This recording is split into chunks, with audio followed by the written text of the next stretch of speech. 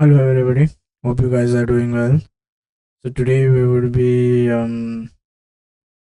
continuing our journey, and today we will try to revise um revise a little bit of JavaScript, and then um so and then in the next we'll begin with OOP, or object oriented language. So before we start with that, I just wanted to make sure that we are having some idea of, or like we are in sync with what we will be learning, because these all concepts will be utilized later on. Okay, so the first thing is, what is programming? Now, programming is basically is nothing but, programming is to write programs in a syntax of programming language. Now computers can compute these programs by executing the algorithm that we have expressed, like just like for example musical notation. You So the musical notation is like the language, and it's a specific syntax that musician understands. Computer languages have syntax that both computers and humans understand. And in today's world, computers are playing a very important role. And for example, we use it daily, right? Be it be in an airplane, be it be in a smartphone, computers are just everywhere. Okay, so then what do you mean by algorithm? An algorithm is basically like a, so okay, let's, the first thing is, so like what is programming, and then the next thing this we will see is what is an algorithm is basically a set of, or a step by step procedure, or how to write a task. It is a precise set of instructions that leads to a solution. Now, algorithms are not limited to computers. They're everyday part. For example, the recipe for baking is nothing but a step by. If you want to bake a cake, then you have the recipe of a cake, right? It's basically a step process, which is nothing but an algorithm. The computation, a computer is, what is computation? Now a computer is able to perform computation, or computation, I guess, is, it's basically the process of executing the algorithm. Now it can be as simple as adding two numbers, or it can be as complex as generating a 3D image. Now a program is, so then what do we say, what is a program? So what is a program? Remember, a program is nothing but writing the algorithm in a given language, in a given programming language. So what is that language can be anything depending upon. Now the contents of the program is nothing but what we call of code, and the right of programming is called as coding. A right of the act of writing a program is nothing but called as coding. Now it can vary from one line to million line depending upon how the complexity we are. Now, for example, we want to say, let's have a program that is going to calculate the interest and prince, and like suppose, so yeah, that suppose we have a program that is going to calculate the total interest or something. Now the step by step execution is nothing but the step by step procedure is the algorithm. Now when we write it in a programming language, it becomes a program. And the programming language is basically, a language to in which you can write the program. So these are all interrelated. Computing or computation is basically done by the computer. In other words, when we get to the CPU cycle, when then we say that the computer performs computation. Okay. Now syntax. Now just as we use English language, there are certain rules, right? Even programming languages have syntax. Understand. So understanding the syntax is the first step to write the language. For example, the cat on the set. For example, consider an in English. If you see a simple sentence, you have certain rules, right? For example, when to place a verb, when to place a past, when to place an adjective, what should be. For example, if it's if it's something that starts with A, I, O, U, you place an before it, right? You don't say so you say an apple, an omelette.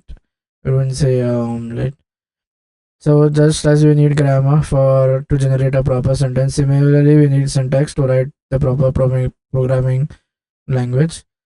Now they will rely on so the syntax relies on basic rules like what all keywords are or what all tokens, all our identifiers. How can we give the punctuation marks? All basic rules. Now, okay. Then is the compilation. Now you know computers can turn. So computer can on only machine language, right? The machine language has to be in the form of one and zeros. So compilation is the process when the computer terms are programming language or a higher level language to uh, a machine executable code. Is not that is when we say um, that is nothing but we say a one and zero language. Now remember, computers can understand binary. We only understand by computer is meaning to say that the CPU will only understand one and zero. So you need to convert that high level language to a low level language which has one and zeros. Now when we write a code, you are writing in a very now this is very so when we write in a programming language, we are writing in a language in which human can easily understand. The job of the compiler is basically to convert that human readable code into the machine code. So when we start debugging, we initiate this process of compilation. Our code gets translated into an execute into a machine code language, and an executable file is generated. Now this file is what that our computer runs when we execute the program. It's like a so compiler is basically like a translator. So okay, let's see. You can have um what we can say. How does a program work? So the first step is basically converting it into a one and zero language. So this is done by compiler. Now many modern languages do not have this compilation step. They don't, and then they only have the interpretation. So then this is given to the um, CPU, which is one and zero. This is one and zeros. This is a one and zero language. Now, when our code is executed, our instructions become live. So right now they are still.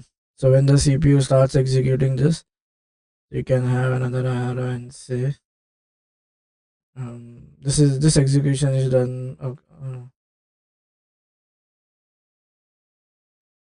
And say, um,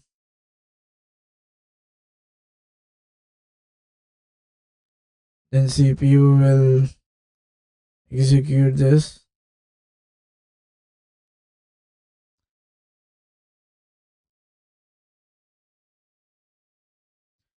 Okay. Now, so the runtime refers to the two things: the time when the program is running, and the program interprets the intermediate language.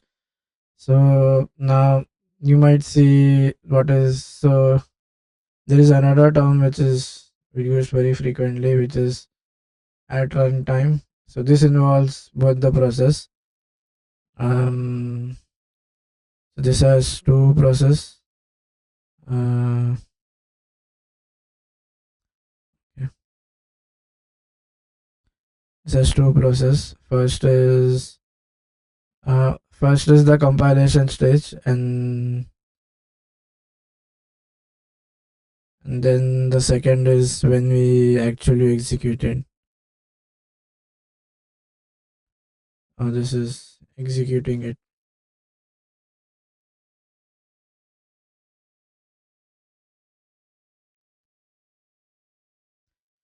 Now, when a program written in interpreted language runs, it is ready and executed line by line with no separate compilation steps. Now, what is interpretation? So, in interpreted languages, when you have an interpreted language, in that basically it is read and executed at the same time. So there is no compilation step. Uh, so when we say it's an interpreted language,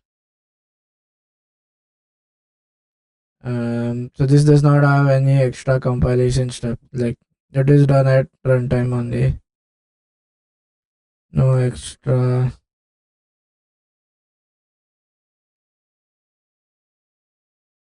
No extra compilation.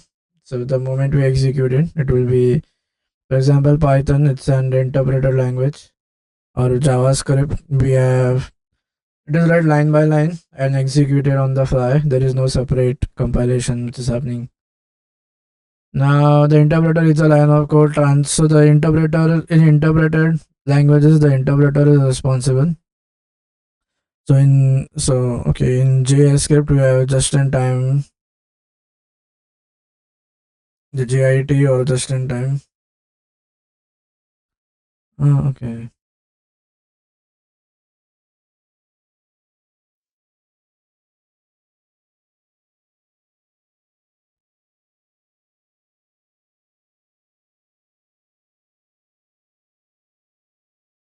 So you have something called as interpreted. So in this, the interpreter is responsible to converting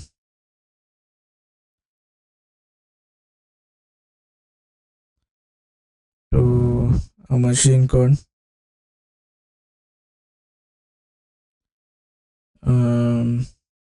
So one of the is just in time JIT, and there are several other interpreters as well. Now the interpreter is translated to machine code. This is a trade-off. Both advantages is so we can, the one big advantage is there is no compilation step, so you can directly interpret, like at the runtime on the fly. You can have the changes without the need to compile the entire program. However, in compiled languages, you need to compile it again. Now, also does both, like plus and minus, right? The minus point is, remember, it's interpreted at when it's run, right? So if there is any syntactical errors, till the time we don't reach there, we won't be able to check if there is any syntax error or anything else. Comments are basically like notes. So most languages have comments. There are two types of comments.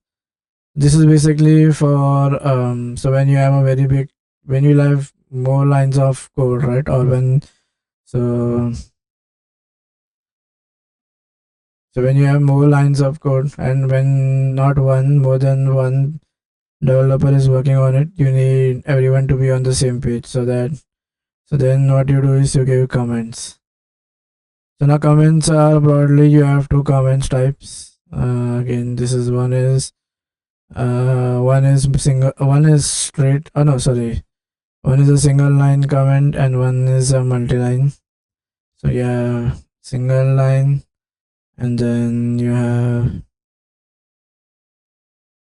multi-line. Now single line is basically given by this is basically is common for all languages except Python. You do // and then in multi-line you have so this, the advantage is this anything written inside will not be executed. It is just to give some value to the code. So this is multi-line. Okay, so this or a block level command. You can have variables. Comments is not affecting the programming in any way, and the word comment is a both noun and a verb. We can talk about a particular comment, or act of commenting a code is also called as a comment. Now, okay. Um, so there is one caveat that CS compile. So it's noting that CS does not compile your code directly into machine. First, it's taken into an intermediate language called Common Intermediate Language, and then the .NET runtime translates this CL to a machine code just in time as your program runs. Just in time is basically that is that dynamic interpretation you have, right? So here we have both that advantage of that command line or JIT. Now, data. So what do you mean by data? Now, data is basically data is captured as values stored in, and values are stored in variables. Now, what are variables? What are data? Now, data. So basically, a variable is like a jar. So for example, you have a jar. So you will say what type of you will. So this is not a jar. I mean, let's assume that the jar is circular shape. This is a jar. So the title will indicate what are the contents inside, right? So similarly, so in on similar lines, this jar is nothing but my variable. This is my this jar is the variable, and the data type is basically what is present in. So this is basically nothing but so this is nothing but what is present inside the data. Oh, okay, it's overlapping, I guess, or something. So this is basically this is my data type or what the jar contains. Now, yeah, so the value is also called as data type or also called as value. In some languages, you say it as values. Okay. Okay, so what he's saying is, let's break down this further. So you can further say it like in.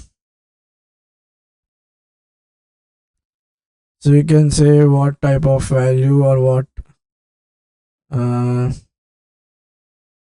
is my jar containing.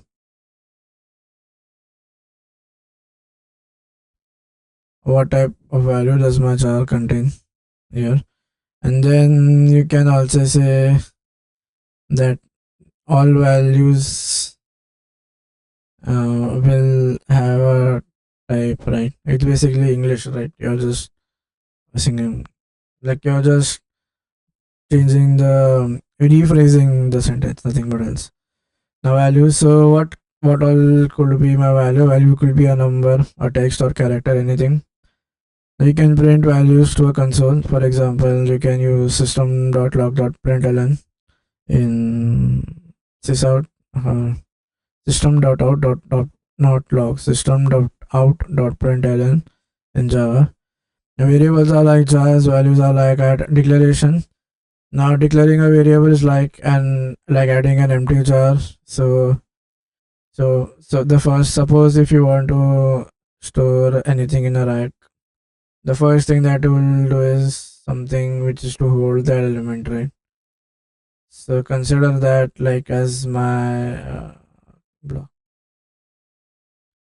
Need to copy. Okay. Yeah. So it's not going to copy now, I guess.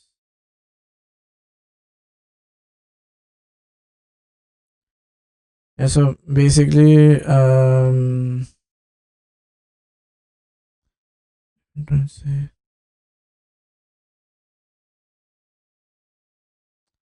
Why did I block copying now?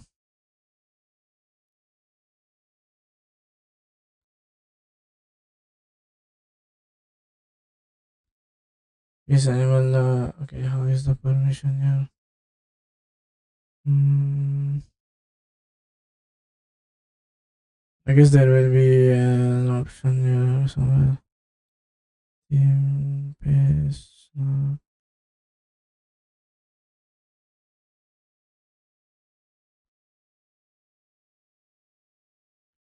Where is? Undo. I don't know where the should be in the preferences, I guess. Uh, what is should select on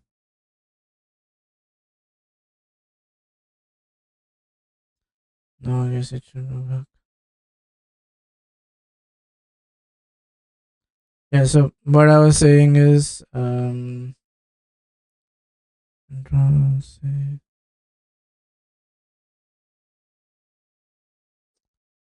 Is it one time? I guess. Let's open new one. I'm not getting that. There shouldn't be. Let's no wait. Oh yeah, yeah, right. Here it is. There you go. Control C. Do paste. Uh,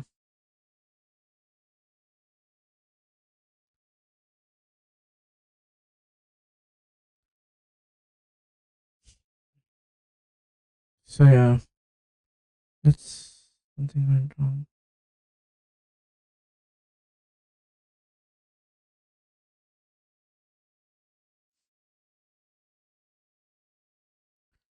Yeah. So as I was saying, um, so suppose imagine this is a shelf, right?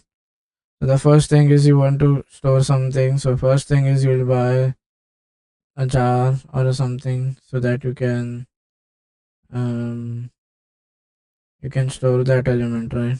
Or is it for all? That's not good. Mm, okay, let's do duplicate then. Duplicate is working. Command select this command. Yeah, so this is basically you need that storage, right? So you need to do oh, this has to be selected. This is basically like shelves in your in your in your rack, because without that you won't be able to store, right? So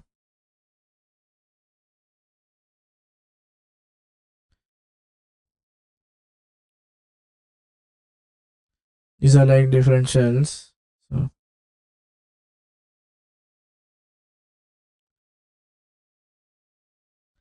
these are basically containers. This container is nothing but my variable. So now what type of container, like this is no. This container is nothing but my variable. So and whatever I put in will be my values. First is basically we need to declare, right, that we have jars. So you need to add those empty jars. So first is that process is nothing but called as declaring a variable, or basically you are adding in empty jars into your file. Variables. So in dynamically type language, you do not need to mention the type when you are declaring the variable. It will be automatically inferred when you when you initialize it. However, certain languages that are very type strict, for example, Swift. At the time of declaration itself, we need to mention what it is being stored, what data being storing. Now, you need to add some values, right? So that process is nothing but called as assignment. So adding values in is called as assignment. Okay, it's going above.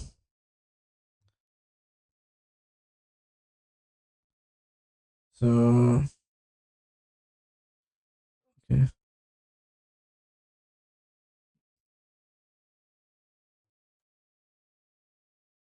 or I can say adding values is called assignment. Now it's done by using equal to. Now in maths, it is generally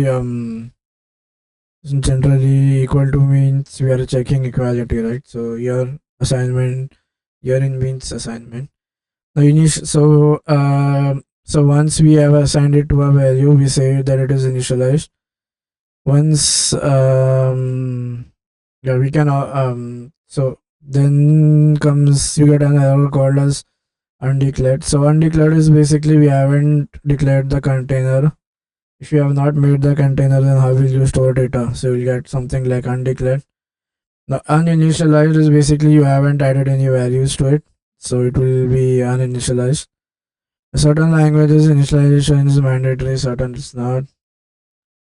Yeah, if it's not, then it kind of gets uh,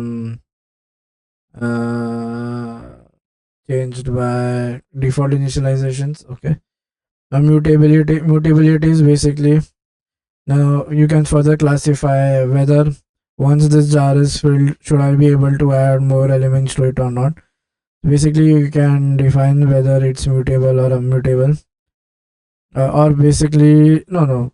Suppose I have filled it with jelly. Do you want to remove that jelly and put something else like marbles inside that?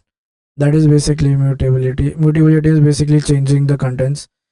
So depending upon what you have declared here, so this will control whether it is mutable or immutable. Now, in Java there is no Java variables are mutable. However, in JavaScript there are two things. When you come to let and const is not mutable. It remains as it is. Then I said using the equality is basically assigning the value which is not equality. Now data types. Data types is basically what is my so every value will belong to a data type. A data type basically indicates what all possible values can it take. For example, when we say bool, it can be only two. So now inside this, so in this jar, I'll have values, right? This is values, and so what all possible values can it take is determined by what data type it represents. So basically, this indicates what all possible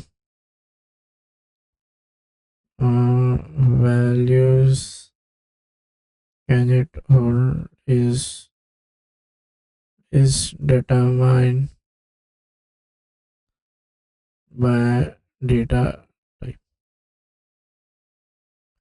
Okay, for example, when we say this value will be string, right? So only string values can come in. You cannot add any other numerics or anything. So it won't take numbers, right? It will only take string. Okay. Let's clear this much. Now there are many types of values. So first is you have each will have a limited range, right? Lint, boolean. Then you have characters. The characters is nothing but single characters, not a not a basically what to say a sequence of characters. Okay, so then is basically you have strings, which is a sequence of characters.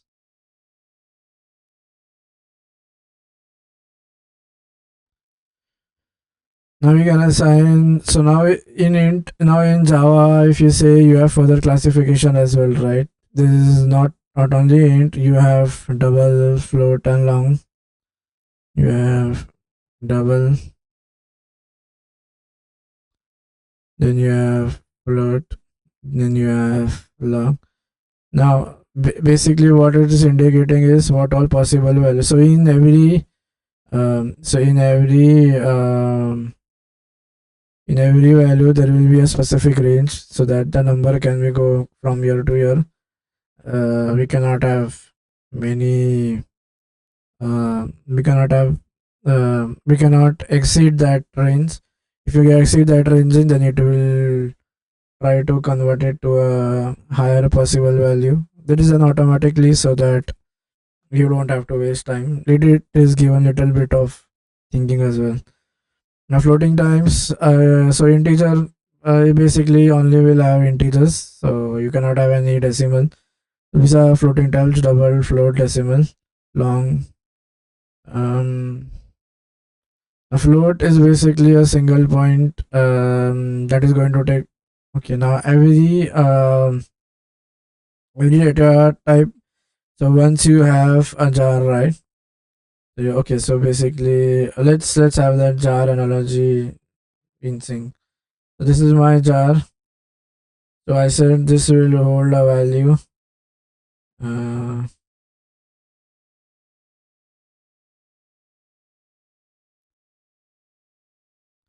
oh no, let's have a text. So that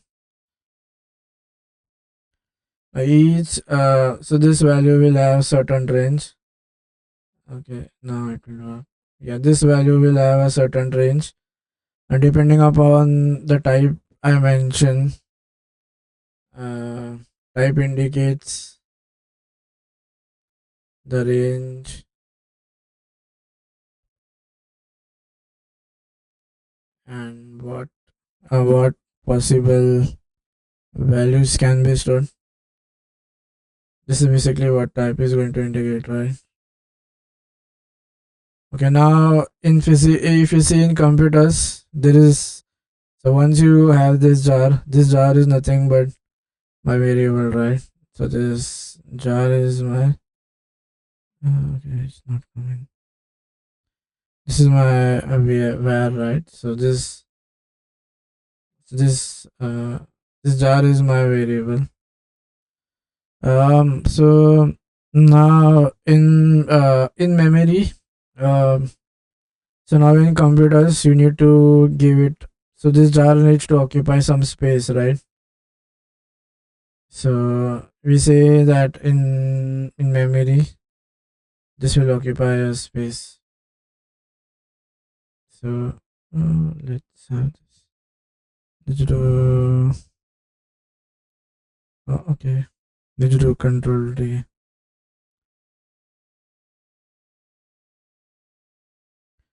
I can do control D. Oh, select. Oh, I selected the wrong one.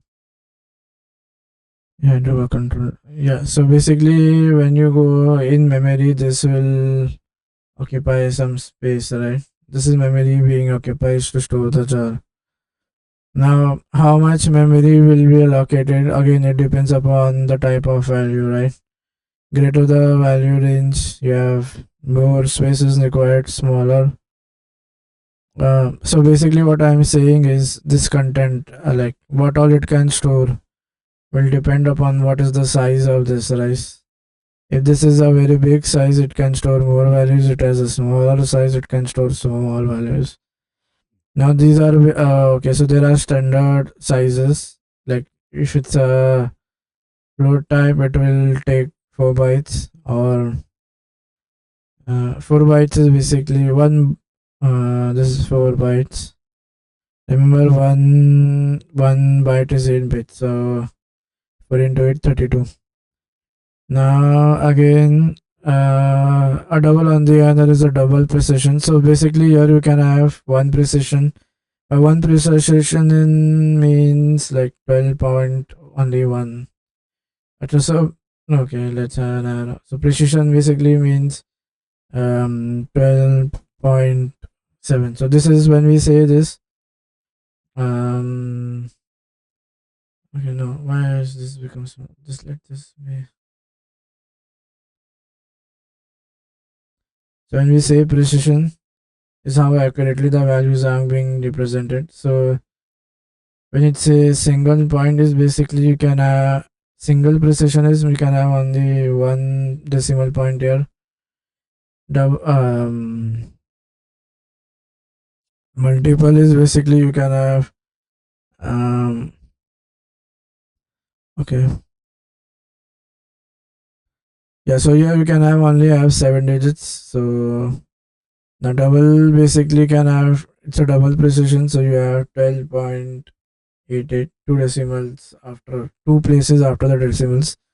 So you are storing more value. So precision is basically how accurately you are able to store. So here you can see the precision is more, thereby indicating how precise our information is because you have more points. Now to get a literal, we already okay. Now decimal, I don't know whether we have decimal. I guess there is no decimals in uh, there's no decimals in Java. The constants. Now constants are basically something which is one declared cannot be reinitialized. No reinitialization is possible. So once you declare it and initialize it by a value.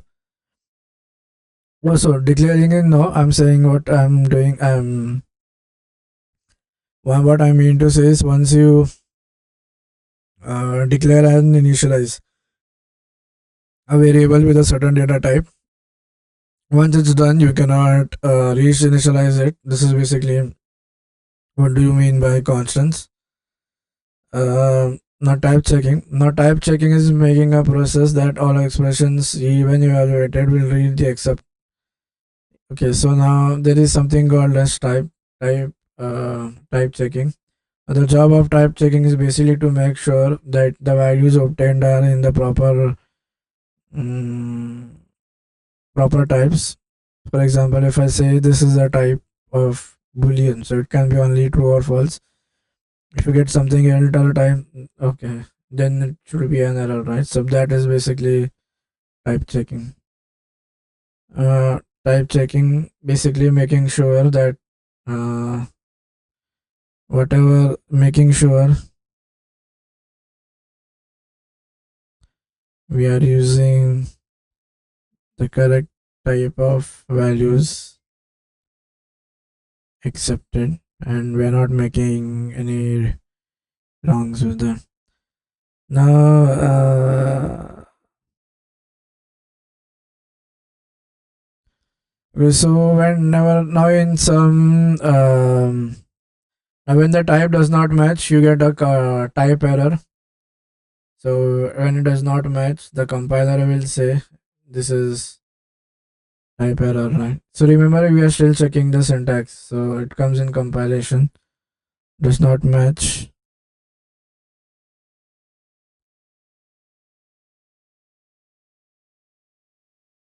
Then we get type type mismatch error.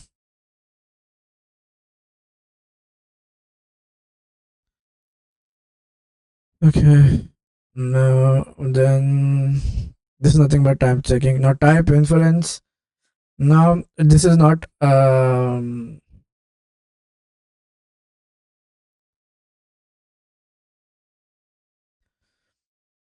now type checking basically is making sure to ensure that type safety is being followed, that we are in the proper acceptable type that has been declared. Now type safety refers not to allowing the execution. So if that system gets violated, we do not allow it. The definition of type safety varies, but one common definition is type safe language. Type safe language basically leads that there is no value that lead to an undefined behavior. Now dynamically typed languages, for example Python, they do type checking at runtime because there is no separate compilation stage. Now type inferences. Now languages that support type inference let the developers skip explicitly stating. For example, in JavaScript, there is no need to make sure. Now, whenever we see a type safe language, is basically that type exists. We should understand that type checking is automatically initialized. So type safety basically it's not allowing the execution, so that if there is a mismatch, it should not work. So for that type safety to work, the type has to be declared, right? So Now, in type inference languages, types are inferred. In such languages, we do not need to mention what type or what content will be inside the jar. It can be jelly, it can be marbles. At the time when we fill the marbles, we'll say we are filling with marbles. We do not say it beforehand. Now, this is done again at dynamically timed. This makes basically a very clean code. You do not need to mention the type, right? Now, null in many programs there is a special value that represents so null. Now this is something. So this comes in mostly all programming languages, right? This is the point of debate. So what is null? Null is basically something which is not defined. Uh, so you can say null. Whenever we come to null, we say this generally happens in JavaScript a lot because so null is basically something which is not defined. Now there is an absence of value. Now this value in many languages, that value in many languages is referred to using the keyword null. The inventor so null was inferred by Tony Hoare because he has referred to as his $1 billion mistake because of numerous errors and the crashes it caused. That said, null is a concept we have to live in many other languages, including Java. Therefore, it's crucial to understand. The special null value belongs to many types, but not null. The type string, for example, contains the value null, while the type int does not. Now, we'll discuss this later, but these two types are different kinds of types. A string is a so-called reference type, while int is a value type. Now we'll see what is this a reference type and what is a value type. The dynamic types, again, types that are inferred at the dynamically, which are now expressions. So now the first thing that we come to understand is what is an expression. An expression is basically that as an operand takes an operate and an operates it has an operand. It will take an operator and will produce another value. So expressions.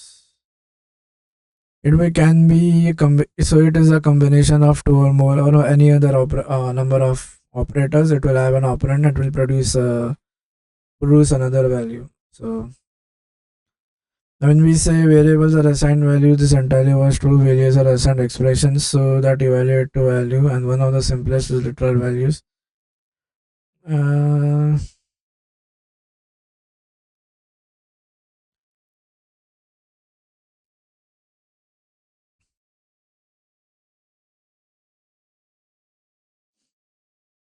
so okay.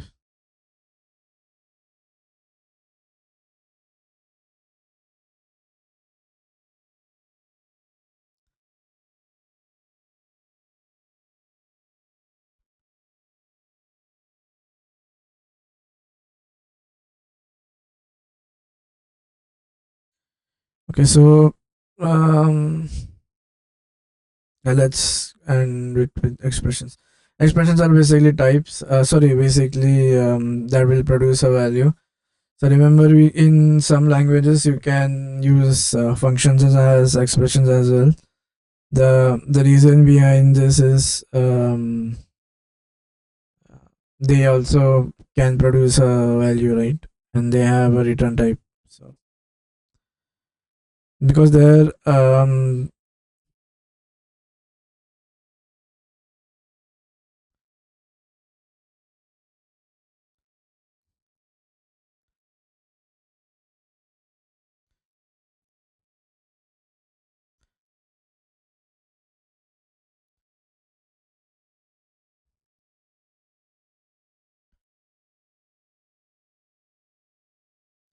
you may question like in certain languages like JS, you can say functions are expressions. Now, basically, it will evaluate a value, right? A function expression is a value itself. So,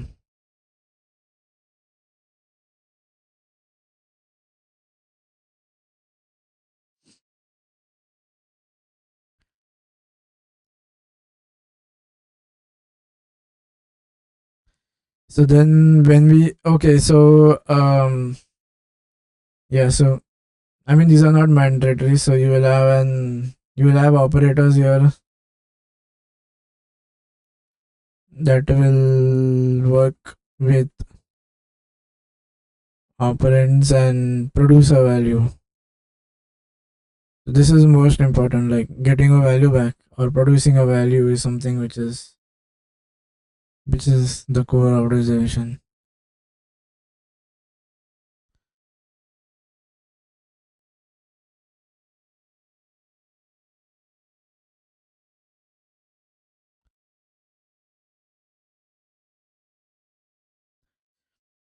For example, when you assign a function,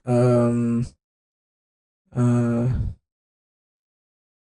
basically it should produce a value. This is what. But then how will values be produced when you have an operator and you operate on? So this is not important. Remember the key thing is that it will produce a value. So when you say functions in JavaScript, it also produces a value. The value is the object which is assigned to the variable. Now, okay, yeah. So that's all for this lecture. See you guys in the next one. We'll be continuing with more, and we'll try to complete as much as possible.